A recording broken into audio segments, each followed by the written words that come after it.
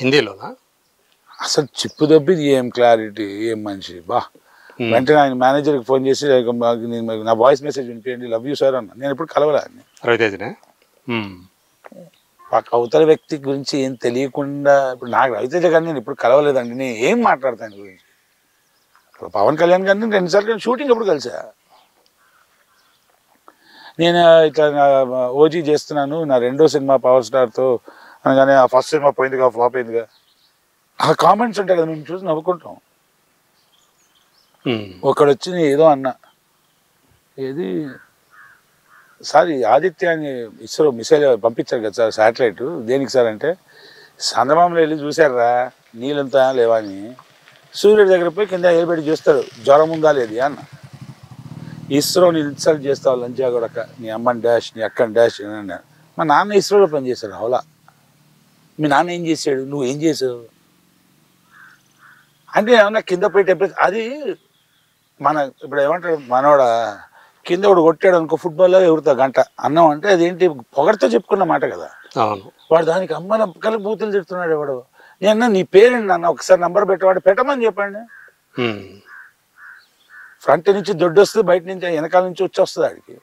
అంటే ఏదైనా fake identity తోటి ఒక మాట చెప్పాడు, అది చునకానందం. It doesn't matter. L1 the satellite Aditya L1 has reached the Lagrange point. ఏంటండి అచీవ్మెంట్. సో సూర్యుడి దగ్గర పోయి ఏమైందంటే, మా ఆవిడ వెళ్ళిండ్రు ఆ సూర్యుడి దగ్గర టచ్ చేసి పెట్టి, హనుమంతుడు ఉన్నారు అవునా, ఆయన ఏం చేశాడు వెళ్ళి వెళ్ళాడు సూర్యుడి దగ్గరికి వెళ్ళాడు, అని ఫ్రూట్ అని తినేశాడు. అది నువ్వు కవి రాశారు కదా ఫ్రూట్ అని, అంటే మా హనుమంతుడు ఫ్రూట్ గీట్ అంటావా అని ఆయన తిడతారు. ఎవడైనా మెంటాలిటీ ఏంటంటే, ఇన్స్టాగ్రామ్ చూడడం, తెలుగు భాష వచ్చా రాదు, రాదు రాదు. సరే మీరు ఇంగ్లీష్లో బాగా మాట్లాడి తెలుగు మా మీకు రాదా అన్నాడు ఒకడు. ఎందుకన్నా, no you are always speaking, I mean what is అన్నాడు. నువ్వు తెలుగు ఏదో మాట్లాడినాను. వీళ్ళందరూ ఐజీ ఎడ్యుకేషన్ అండి, ఇన్స్పెక్టర్ జనరల్ కాదు అది. ఇన్స్టాగ్రామ్ రీల్స్ చూడడం, రీల్స్ చేయడం, అదే బతుకు. ఎందుకంటే ఫాలోవర్స్ పెడితే డబ్బులు సంపాదించవచ్చు. ఈ మొత్తం ఒక్కడు సంపాదించడు. ఇదొక ఫేజ్ అండి. కానీ అలాంటి మంచి బ్యాక్గ్రౌండ్ నాన్నగారు ఇస్రోలో చేశారు. మీకు ఇది ఇది ఎందుకు ఈ పిచ్చి? నాన్నగారు ఇస్రోలో పని, మా నాన్నగారు నేషనల్ రిమోట్ సెన్సింగ్ ఏజెన్సీ అని ఉండేదండి. సైంటిస్టే కదా, scientist, national remote sensing agency. దాని తర్వాత నేషనల్ రిమోట్ సెన్సింగ్ సెంటర్ అయింది అది. అవును, షాద్నగర్ ఎర్త్ స్టేషన్ సెంటర్ కాకముందు సెంటర్ కాబట్టి ఎర్త్ స్టేషన్ ఉండేది. It was part of the department of defence. So మీకు పోస్టింగ్స్ ఉంటాయి కదా. సో ఇస్రో పోస్టింగ్ అయింది, మా నాన్నగారికి నాసా పోస్టింగ్ అయింది. నాసా పోస్టింగ్ కూడా నాసా పోస్టింగ్ అయింది. సో హ్యూస్టన్ వెళ్ళారు అప్పుడు. ఓకే. దాని తర్వాత విల్డ్ వెళ్ళొచ్చారు ఆఫీస్, విల్డ్ హియర్బర్గ్ కంపెనీ ఉండేది స్విట్జర్లాండ్లో, విచ్ మేక్స్ ప్రెసిషన్ ఎక్విప్మెంట్స్. దాంట్లో డెప్యుటేషన్ అయింది. దాని తర్వాత మన జియోలాజికల్ సర్వే ఆఫ్ ఇండియా ఉంది కదా, అవును, దాని బేసిస్ మీద శాటిలైట్ రికాగ్నిషన్స్ అని చెప్పి, సైడ్ లుకింగ్ ఎయిర్బోర్న్ రేడార్ అని చెప్పి, డకోటా ఎయిర్క్రాఫ్ట్లో అన్కంప్రెస్డ్ ఎయిర్క్రాఫ్ట్ అండి, 25,000 feet ఆల్టిట్యూడ్ అంటే -25 -30 degrees ఉంటుంది. అన్కంప్రెస్డ్ ఎయిర్క్రాఫ్ట్ కదా అది. So side looking airborne radar అని చెప్పి, నాకు పేరు ఎందుకు కొడితే మా నాన్నగారు చెప్పేవారు. ఆ డకోటా ఎయిర్క్రాఫ్ట్ వెనకాల ఒక బకెట్ ఉంటుంది, ఒక రాడ్, దాని వెనకాల proper bucket. That is the instrument used.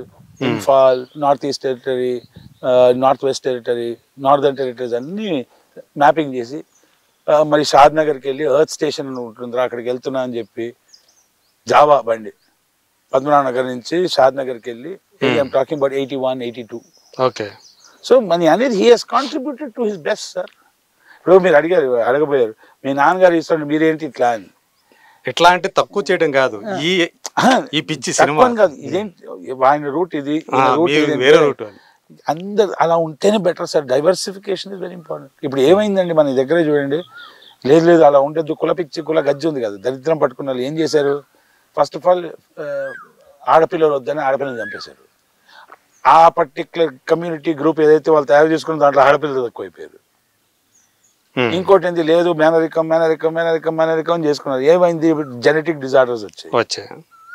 So మనం మనిషి డిసైడ్ చేసుకుని స్కెచ్ చేస్తే నేచర్ నెత్తిమీద టంగ్ అని కొడుతుంది. అది ఆ డైవర్సిటీ మా నాన్నగారు ఏమవుతారా, సేఫ్టీ రా డాక్టర్ చదువుకున్నా. అయిపోయింది. ఇప్పుడు నా 51 అయిందండి ఎడ్యుకేషన్. ఎప్పుడన్నా ప్రాక్టీస్ చేశారా? Sir let me put it simply, the worst face of my life was till I join the film industry. So my birthday is 15th August 2004. నేను పుట్టా. I'm the happiest. 20 ఏళ్ల క్రితం పుట్టారు. అంటే ఏం లేదు, ఇంట్రెస్ట్ ఎక్కడో ఉంది, అలౌ చేయలేదు. అది ఆ బ్యాచ్ ఏమంటారు mentality, mind set of that particular community. Okay. So నువ్వు doctor, lawyer, scientist, I don't want it man అంటే ఒప్పుకోరు. ఓకే, కానీ మా తల్లిదండ్రులు ఇప్పుడు మనం మంచి కోరే చేసేది కదా.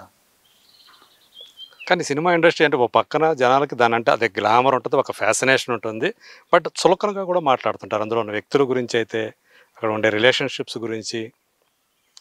రీసెంట్గానే మనం చూసాము జయలలిత గారు లాంటి ఒక, ఇప్పుడు దాకా ఏవో జూనియర్ ఆర్టిస్టుల గురించో లేకపోతే ఇంకోరి గురించో ఏవో చాటుమాటుగా మాట్లాడుకునేవాళ్ళు. వాళ్ళు చెప్పుకునేవాళ్ళు బాధలు, ఇట్లా మమ్మల్ని మ్యానిపులేట్ చేశారు, ఇలా తప్పుదోవ పట్టించారు, ఇలా చేశాము, ఇలా అని ఏవో గత చెప్పుకున్న ఒక పాపులర్ ఫేస్ జయలలిత గారు లాంటి ఒక పాపులర్ ఫేస్ ఈరోజు నేను కాస్టింగ్ కోచ్ గురించి ఓపెన్గా చెప్పారు. ఫస్ట్ టైం ఒక లేడీ ఆర్టిస్ట్, ఆమె స్థాయి లేడీ ఆర్టిస్టు అలా మాట్లాడటం అనేది, నేను కొన్నిసార్లు ఎదురు తిరిగాను, కానీ కొన్నిటికి లొంగిపోవాల్సి వచ్చింది, కొన్ని తప్పించుకున్నాను, కొన్ని తప్పించుకోలేకపోయాను.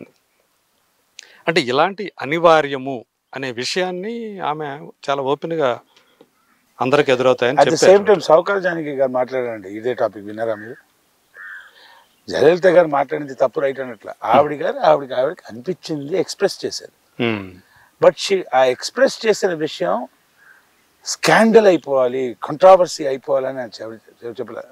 యథార్థంగా జరిగింది ఇలా అని చెప్పి మనస్ఫూర్తిగా చెప్పారు. దానికి సాల్యూటేషన్స్. సౌకర్ జానకి గారు నాకు మాట్లాడి. ఇంకోటండి, ఇండస్ట్రీలో మగాళ్ళందరూ రేపిస్టులు అనుకుంటున్నారా? ఆడవాళ్ళం అందరూ దేవతలు అనుకుంటున్నారు ఏంటి?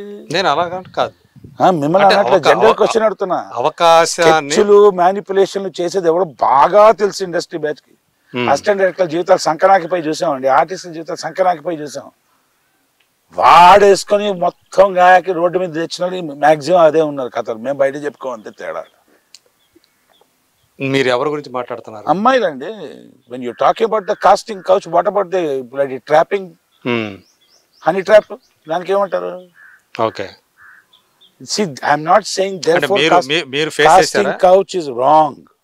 ఓకే, నేను ఫేస్ నాకు హనీ ట్రాపింగ్ చేస్తారా అండి? మనం వెల్కమ్ అంటాం. I respect women, I love women more than I respect them.